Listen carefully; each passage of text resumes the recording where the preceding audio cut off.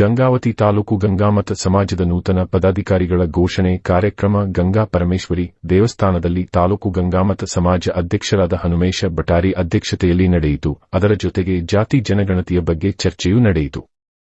ಜಾತಿಗಣತಿ ಸಮೀಕ್ಷೆಯು ಆರಂಭವಾಗುತ್ತಿದ್ದು, ಗಂಗಾಮತ ಸಮಾಜದವರು ಜಾತಿ ಕಲಂನಲ್ಲಿ ಬೆಸ್ತರ ಎಂದು ನಮೂದಿಸಬೇಕು ಎಂದು ಗಂಗಾಮತ ಸಮಾಜದ ಜಿಲ್ಲಾ ಗೌರವಾಧ್ಯಕ್ಷರಾದ ರಾಜಶೇಖರಪ್ಪ ಮುಷ್ಟೂರ ಹೇಳಿದರು. ನಮ್ಮ ಭವಿಷ್ಯಕ್ಕಾಗಿ ನಮ್ಮ ಸಮೀಕ್ಷೆ ಯಾವತ್ತೂ ಗಂಗಾವತಿ ಗಂಗಾಮತಸ್ಥರ ಹಾಗೂ ಬೆಸ್ತ, ಬಾರ್ಕೇರ್, ಮಡ್ಡೇರ್, ಕಬ್ಬೇರ್ ನಾವು ಹಲವಾರು ಪಂಗಡಗಳಿಂದ 39 ಪದಗಳಿಂದ ನಾವು ಇವತ್ತು ಕರೆಯಲ್ಪಡ್ತಾ ಇದ್ದೇವೆ.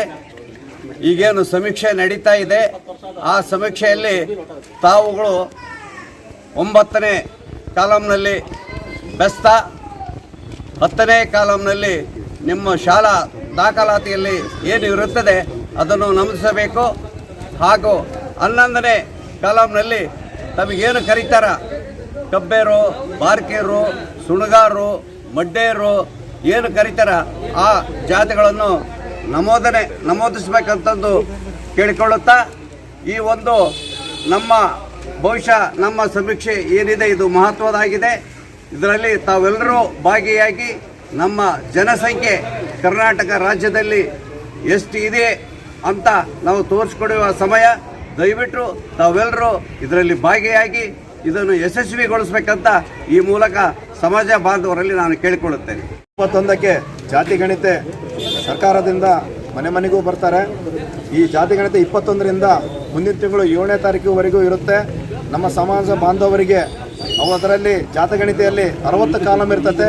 ಆ ಕಾಲಮಲ್ಲಿ ನಮಗೆ ಬೇಕಾಗಿರೋದು 9, 10, 11 ಈ 3 ಕಾಲಮ್ನ ಪಾಂಪ್ಲೆಂಟ್ ಮುಖಾಂತರ ಸಮಾಜ ಬಾಂಧವರಿಗೆ ಗ್ರಾಮಕ್ಕೆ ನಾವು ಪಾಂಪ್ಲೆಂಟ್ ಹಂಚ್ತಾ ಕೊಡ್ತಾ ಇದ್ದೀವಿ. ಹಿರಿಯರ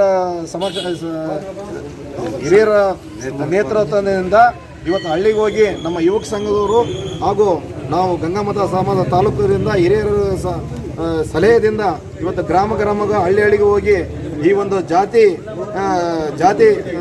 ಜನಗಣತಿಯದು ಈ ಪಾಂಪ್ಲೆಂಟನ್ನು ಹಂಚ್ತಾ ಇದ್ದೀವಿ. ಅದ್ರ ಜೊತೆಗೆ ಈ 10 ಕಾಲಮ್ ಏನಿದೆಲ್ಲ ಬೆಸ್ತರ್ ಅಂತಿದೆ.